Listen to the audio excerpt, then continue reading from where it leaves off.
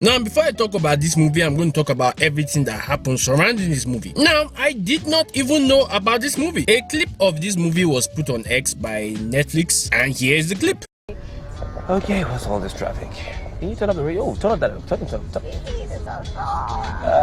A classic for this kind of day.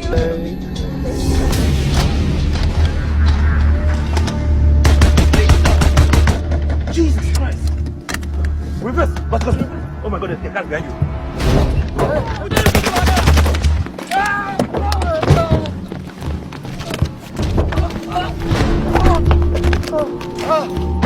Oh my God. Hey, get down!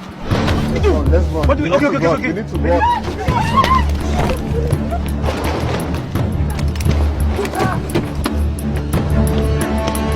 This clip went viral and a lot of Muslims were upset about it. They were commenting things like, "You have found ways to disrespect Islam, Abi. Netflix, please take this down. This is stereotyping a tribe in Nigeria and facing a serious insecurity problem. But your refusal means I am leaving your platform." I think this is insensitive coming from a platform like yours. People are seriously getting kidnapped and traumatized, and you decide to make a movie out of it. The reality in Nigeria is no joke. I'm highly disappointed. Take it down. As a Muslim who firmly believes that the acts of terrorism are ultra contrary to the teachings of my faith and can never represent true Islam, I am deeply hurt and offended by this film. It feels like a direct insult to my religion and to everything I hold sacred. It's only Fulani and Islam that you disrespect so much, right? Very soon this movie will be removed from Netflix. You know, comments like this. Ladies and gentlemen, I despise Netflix. What they did to Castlevania and Devil May Cry, I believe that studio should burn to the ground. I already have my fuel and I'm going to join you guys in burning down Netflix, but there's a problem. I don't want to go to Netflix with you and start pouring petrol everywhere, and one of the director comes out and asks you one question and you start looking like a bumbling fool. And here is the question. Now, every Muslim have come out and told us that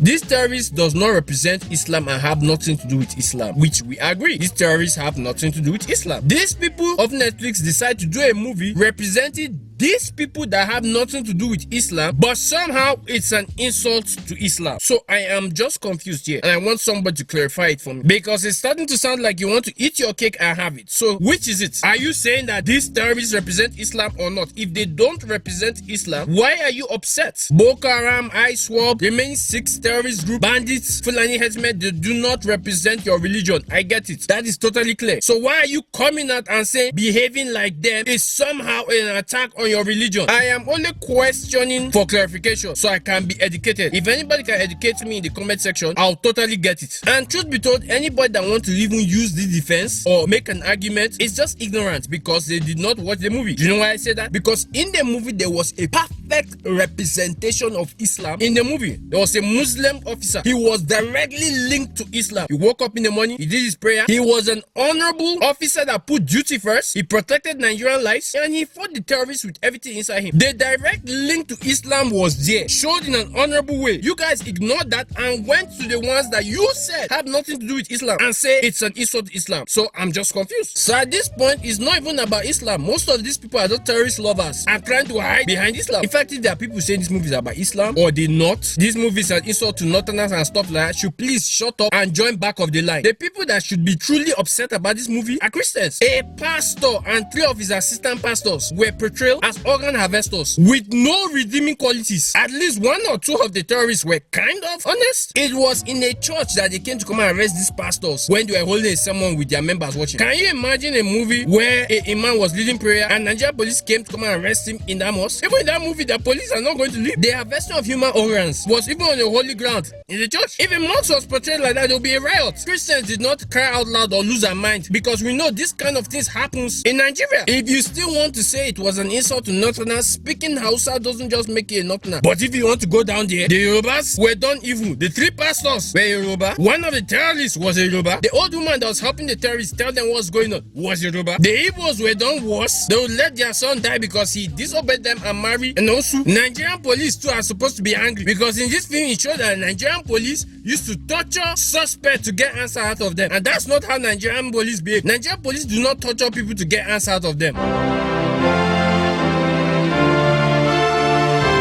But then again, I saw more outcry about this movie than the outcry for the 25 girls that were kidnapped by terrorists. Anyway, the movie was a good representation of Nigerian Muslims. The Muslim officer was fair, did his work, and killed terrorists. Now, the movie, it has a lot of problems. First and foremost, why is the hotel looking like it's at the outskirts of the city? That makes no sense. You guys were running from your own wedding. Is that even possible? Now, the car that they were inside, that car has enough horsepower to push the car behind them and for them to get out of that situation. Why the character did not do that? Plot. Now, the NYC Rhino. This was a character saying, let us pray, let's not try to escape. This character looked like she's one suya away from a heart attack. At one point, this character was able to run so fast, the camera couldn't even keep up with her. Obviously, a body double, but damn, the character was like, more round. That 3 weeks in NYC Cab show in a few minutes or seconds. If some other character did, maybe to make sense, but come on. Now, one of the biggest problems I have with Netflix is that they must put a sex scene where a sex scene doesn't belong. And this movie has it. When the terrorists first showed up, those were some horrible Hausa I was hearing them speak. That Hausa was shit. And the last problem I have with this movie is like everybody have teleportation device. I mean, the officers came to the bush, killed some terrorists, left the bush. We're talking one of the character's wife. The wife got a phone call from her husband that he has escaped the terrorists in the bush, and the police were able to get back into the bush and save him just in time when he was fighting with the terrorists. That is teleportation, okay? That is not movement. Whoever wrote the Igbo problem, the Osu problem in this movie, doesn't really know much about it. They're trying to say because the girl's parents died, that's what make her an Osu, which doesn't really make sense because if she is one, her parents are one too, and the parents want the grandchildren. The grandchildren too are outcasts, so it makes zero sense, but you know, plot. Truth be told, none of us would even watch this movie if people were not crying and talking about the movie. Those that are saying that it was a poor timing for Netflix to release this movie, you do know Netflix is there to make money, not hold your feelings. Not to mention you guys are going to do them free marketing. Why else would they not release it now? Look, it's a Netflix film. Most of their movies are just watch and delete. So I rate this one, download it, any quality you like it, and delete after watching.